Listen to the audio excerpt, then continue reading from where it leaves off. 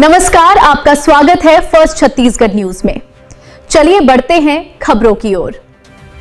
जांजगीर चांपा से इस वक्त की बड़ी खबर। प्रधानमंत्री नरेंद्र मोदी ने अमृत भारत स्टेशन योजना के तहत पुनर्विकसित चांपा रेलवे स्टेशन का वर्चुअल लोकार्पण कर दिया है। करीब 13 करोड़ रुपए की लागत से तैयार किए गए इस स्टेशन को आधुनिक सुविधाओं से सुसज्जित किया गया है, जिससे यात्रियों को पहले से अधिक सुरक्षित और सुविधाजनक यात्रा का अनुभव मिलेगा।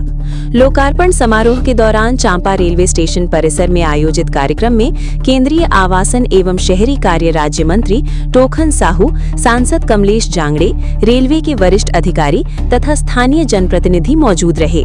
पुनर्विकास के बाद स्टेशन पर आधुनिक प्रतीक्षालय, लिफ्ट, डिजिटल सूचना डिस्प्ले, बेहतर प्रकाश व्यवस्था, सुव्यवस्थित पार्किंग और दिव्यांगजन अनुकूल सुविधाएं विकसित की गई हैं। इसके साथ ही स्टेशन के डिजाइन में स्थानीय संस्कृति और क्षेत्रीय पहचान की झलक भी देखने को मिलती है। रेलवे अधिकारियों के अनुसार स्टेशन के आधुनिकीकरण का उद्देश्य यात्रियों को बेहतर सुविधाएं उपलब्ध कराना और क्षेत्रीय रेल अवसंरचना को मजबूत करना है। इससे चांपा स्टेशन की उपयोगिता और यात्री अनुभव दोनों में सुधार होने की उम्मीद है। फिलहाल चांपा रेलवे स्टेशन के लोकार्पण के साथ जांजगीर चांपा जिले को आधुनिक रेल सुविधाओं की दिशा में एक नई सौगात मिली है। आपके लिए खबर लिखा था संवाददाता दीपक यादव, बिलासपुर संभाग ब्यूरो चीफ ने। एक ऐतिहासिक दिन है। आदरणीय प्रधानमंत्री जी के दूरदर्शी नेतृत्व में देश भर के 1337 स्टेशन को अमृत भारत स्टेशन के रूप में विकसित करने का संकल्प लिया गया है। उसी संकल्प में आज देश भर के 75 स्टेशनों को अमृत भारत स्टेशन के रूप में आज आदरणीय प्रधानमंत्री जी देश के लोगों को लोकार्पित किए हैं। उसमें से एक हमारा चांपा स्टेशन है। छत्तीसगढ़ के 3 स्टेशन, उसमें एक स्टेशन हमारा एक चांपा स्टेशन है। मैं चांपा के सभी नागरिकों को, सभी हमारी माताओं बहनों को और सभी पत्रकार साथियों को बहुत बहुत हार्दिक बधाई और शुभकामनाएं देता हूं। आदरणीय प्रधानमंत्री जी के प्रति आभार व्यक्त करता हूं, जिन्होंने अमृत भारत स्टेशन के रूप में छत्तीसगढ़ के 32 स्टेशनों को सम्मिलित किए हैं। 32 स्टेशन एयरपोर्ट की तर्ज पर, रेलवे स्टेशन को एयरपोर्ट की तर्ज पर विकसित किया जाएगा। मंत्री जी, जिस तरह से लगातार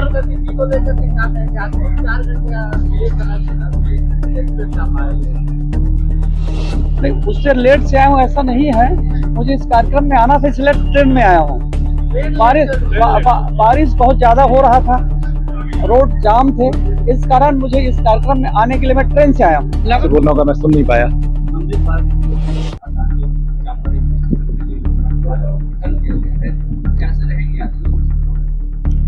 यात्रियों की सुविधाओं के लिए इसमें अमृत भारत स्टेशन के अंतर्गत जो भी बताई गई थी, कोच गाइडेंस सिस्टम, अच्छा सा सर्कुलेटिंग एरिया, पार्किंग, दिव्यांगजन फैसिलिटी, लिफ्ट, एफओबीज, सब चीज़ को बनाया गया है।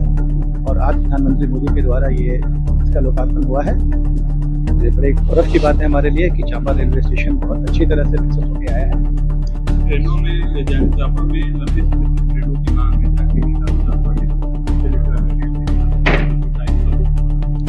बहुत सारे ट्रेन अभी यहाँ पर रुकती है। ये बहुत इंपॉर्टेंट जगह है और जिस प्रकार से अगर और ट्रेनों की जब डिमांड होती है तो उसको जो है सो हम लोग एनालाइज करके रेलवे बोर्ड भेजते हैं और रेलवे बोर्ड डिसाइड करता है कि और कितनी ट्रेनों को यहाँ रोका जा सकता है, ये देखते हुए कि कहाँ पे ट्रेन किस जगह पर किस तरह की फैसिलिटी किसके लिए दे रही है।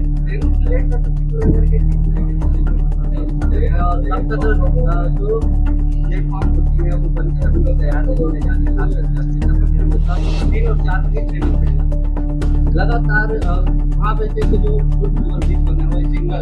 जहाँ पर ट्रेन यदि सामने रहती है हमको सामने जाना पड़ता है, वहाँ से 1 किलोमीटर दूर पड़ता है। चांपा स्टेशन पे चौथी लाइन का काम करीब खत्म हो गया है। हम लोग बहुत जल्दी इसका नॉन इंटरलॉकिंग काम करेंगे, जिसके बाद ये जो यार्ड की लिमिटेशन जो आप मुझे बता रहे हैं वो सब खत्म हो जाएगा। उसके बाद आपको इसकी किस तरह की कोई असुविधा नहीं होगी।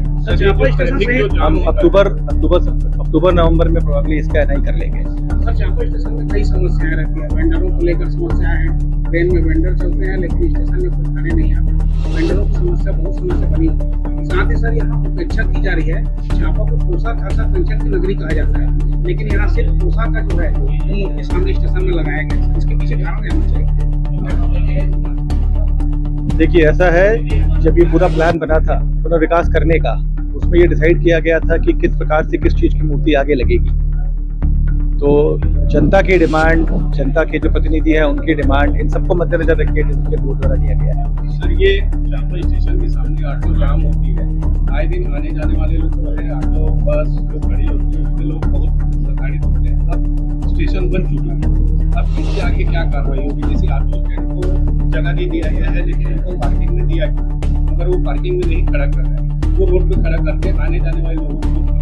हमने उनसे बात की है, हमारा ये प्रयास रहेगा कि हम उसको प्रॉपर सिस्टमेटाइज कर दें ताकि यात्रियों को दिक्कत नहीं हो और जो ऑटो वाले हैं उनको भी प्रॉब्लम नहीं हो अपने ऑटो को लगाने। सर, दूसरी चीज आरपीएफ जो है पार्किंग में बहुत सारी दिक्कतें आती है, कोई गाड़ी खड़ा कर देता है तो उसकी चालान होती है, मगर वहाँ कोई भी आरपीएफ नहीं दिखता। जब भी पूछा जाता है तो ये बोलते हैं कि आरपीएफ के बल हमें कमी है, और ये लगभग हम लोग 5-6 साल से सुन। मैं इसको दिखवा लेता हूँ। सर, अधिकारी आते हैं तभी साफ सफाई और अन्य व्यवस्थाएं होती है, बाकी समय नहीं रहती। ये आपने मुझे बताया है, बट मेरे हिसाब से हम लोगों ने सभी चीज का ये दिया हुआ है। सर, एक सवाल है, आरपीएफ खाना और जीआरपीएफ खाना दोनों खंडर होते हैं, उनकी जो माल खाना है वो ऊपर फेंकी हुई है अभी तक वो ना खाना बना है और ना कुछ हुआ है, वो पानी में टपकते हैं और लोग उसी में काम करते हैं। इन सबको शिफ्ट कर दिया जाएगा बहुत जल्दी।